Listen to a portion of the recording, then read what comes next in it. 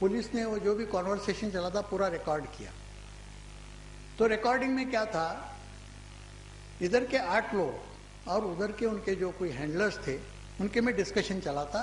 वो लोग टीवी पर सब देखते थे और इन लोगों को गाइड करते थे और उनको दूसरे लोग क्या कहते वो भी बताते थे कि ये ताज में ये कर रहा है, इसने ये किया, उसने इतने लोगों को मारा, हमारे में का ये मर गया, उधर वो मर गया। जो भी बातें होती थी एक दूसरे को नाम लेके बताते थे। ये 10 घंटे का कॉन्वर्सेशन है कि जो अभी जो हियरिंग हुआ 2 तहलियानी कोर्ट के सामने, उसके सामने सब बात आई। ये पूरे 10 घंटे के कॉन्वर्सेशन में ये जो 2 लोगों का नाम एक बार भी नहीं, एक बार भी, कम से कम उन्होंने ये बताना चाहते कि हमारे 2 बहादुर ने इसे मारा, उसे मारा, इतने लोगों को मारा, कुछ भी नहीं। तो ये सब बातें अभी बाहर आ रही हैं और ये बहुत कॉन्फिडेंशियल डॉक्यूमेंट इंडियन एक्सप्रेस और हिंदुस्तान टाइम्स, ये 2 न्यूज़पेपर ने कैसे हासिल किए पता नहीं, हासिल किए और पब्लिश किए। तो एक तो उनको झूठ बताओ, इतनी बड़ी, देखो इसमें सबसे बड़ी अहम बात क्या है, आईबी ये देश की सबसे बड़ी इंटेलिजेंस एजेंसी है। देश की पूरी जिम्मेदारी डिफेंस की या उसकी उन पर है। ऐसी देश की सबसे इम्पॉर्टेंट एजेंसी अपने एक जाति के लोगों का बचाव करने के लिए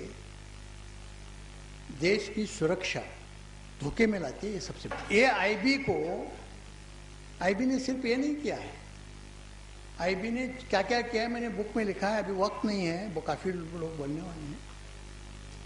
आईबी ने पूरा इन्वेस्टिगेशन में जानबूझ के हस्तक्षेप किया है, इंटरफेयर किया है और जहाँ सही तरीके से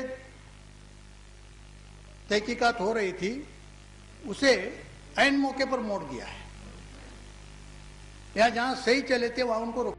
अजमल कसाब 2006 में पकड़ा गया। नेपाल कोर्ट में उसकी पीआईएल पेंडिंग है। National security adviser mister MK Narayan को पदच्युत करके गवर्नर बनाया। अंग्रेजों का साथ ब्राह्मणों ने दिया।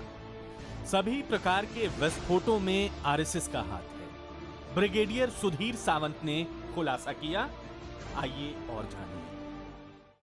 जो अजमल कसाब जिसका फोटो दिखाया जा रहा है 206 में पकड़ा गया था नेपाल में, और नेपाल कोर्ट में उसकी पीआईएल पेंडिंग थी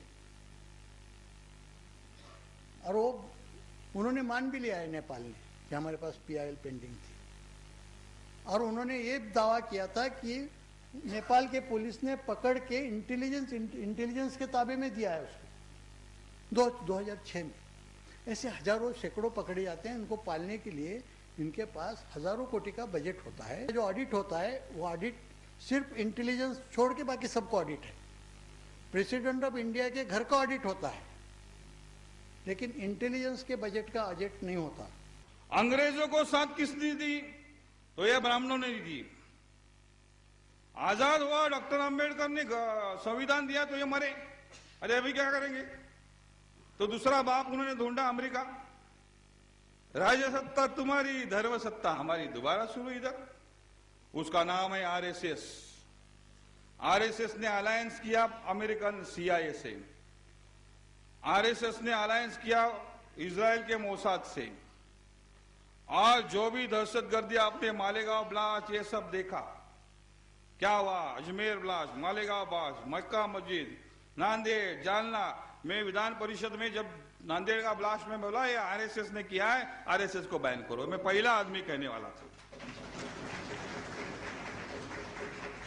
यही नहीं, सोनिया गांधी को जाके 4 बार मैंने निवेदन किया है। वो इजराइल और ये आरएसएस, इनका अलायंस है, और इसलिए अलायंस आरएसएस ने बम स्फोट किए बहुत सारे। इजराइल उसको साथ दे रहा है, पीछे अमेरिका दे रहा है। ये अमेरिकन एजेंट है। सुनो, आप वर्ल्ड बैंक में जिसने काम किया उसका एजेंट आज हमारा प्राइम मिनिस्टर है। क्या हालत है? तो इसलिए पूरा ये सब सियासत का खेल जो है, अमेरिकन हुकूमत को साथ दिया ब्राह्मणवाद ने, और ब्राह्मणवाद और भांडवल से कैपिटलिज्म, इसका एक अलायंस इस भारत में, जिसके तहत ये दहशतगर्दी है और मुसलमान टारगेट है। कांग्रेस एक दुकान है, यहाँ के पूंजीपति अंबानी इस बात को कहते हैं। सीपीएम भी एक ब्राह्मणवादी पार्टी है। ब्राह्मणी राज्य से किसी प्रकार की उम्मीद नहीं। ये 4 पार्टी दिखते हैं, 5 पार्टी, अभी एक नया पिल्लू पकड़ के 5 पार्टी। ये पांचों पार्टी का बाप कौन है? सब ब्राह्मण है, आरएसएस है, खरीद लिया है। ये पांचों पार्टी का बाप आरएसएस है, अंबानी है, टाटा है, बिरला है। अंबानी क्या कहता है? कांग्रेस तो अपनी दुकान है, बराबर। कहा है ना स्टेटमेंट नहीं, राडिया टेप्स में। राडिया कौन है अभी मैं नहीं जाता हूं, लेकिन उसने कहा। इसका मतलब मनमोहन सिंह वो दुकान का मैनेजर है और मिनिस्टर है, सब क्लर्क है, डिपार्टमेंटल हेड्स है, और खासदार आमदानी के प्यून है। ये आज भारत के डेमोक्रेसी का हालत है। राष्ट्रीय भागीदारी समाज पार्टी मूल निवासी बहुजन समाज को सच्ची जानकारी देकर उनको ब्राह्मणी साजिशों से अवगत करा रही है। ब्राह्मणों की बात और साजिश तो समझ में आती है कि वो ब्राह्मण वर्चस्व को बनाए रखना चाहते हैं। हिंदू राष्ट्र बनाने का मतलब है कि संविधान को नष्ट करके फिर से मनुस्मृति के आधार पर राज्य करें। मुस्लिमों को हिंदू बनाकर उनके धर्म को नष्ट करें या मुस्लिमों का कत्ल करें। परंतु मूल निवासी बहुजन की पार्टियां जैसे बीएसपी, सपा इत्यादि और उनके नेता क्यों इन तथ्यों को उजागर नहीं कर रहे? क्या उनका यही काम है कि ब्राह्मणी पार्टियों की तरह मूल निवासी बहुजनों के वोटों को ठगे, तिजोरी भरें और परिवारवाद को आगे बढ़ाएं? यह स्वार्थी पार्टियां भी उतनी खतरनाक हैं जितनी कि ब्राह्मणी पार्टियां हैं। मूल निवासी बहुजन समाज समय रहते हुए नहीं चेता तो बहुत जल्दी ही फिर से संपूर्ण रूप से ब्राह्मणों का गुलाम बन जाएगा। आगे आने वाली नस्लों का कोई भविष्य नहीं रहेगा। राष्ट्रीय भागीदारी समाज पार्टी शिक्षा, दीक्षा, परीक्षा और समीक्षा के सिद्धांतों को आगे बढ़ाएगी और मूल निवासी बहुजन समाज के लिए ईमानदार रहकर ईमानदारी के साथ संघर्ष करेगी। जुड़िए और जोड़िए, यह आपकी लड़ाई है। आपके सहयोग के बिना यह लड़ाई अधूरी रह जाएगी। जय ज्योति, जय भीम, जय मूल निवासी बहुजन समाज। मूल निवासी बहुजन समाज बनाना है, जाति की दीवार को गिराना है।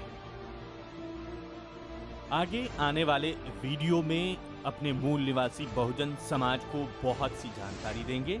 फिर मिलेंगे। जय ज्योति, जय भीम, जय मूल निवासी बहुजन समाज।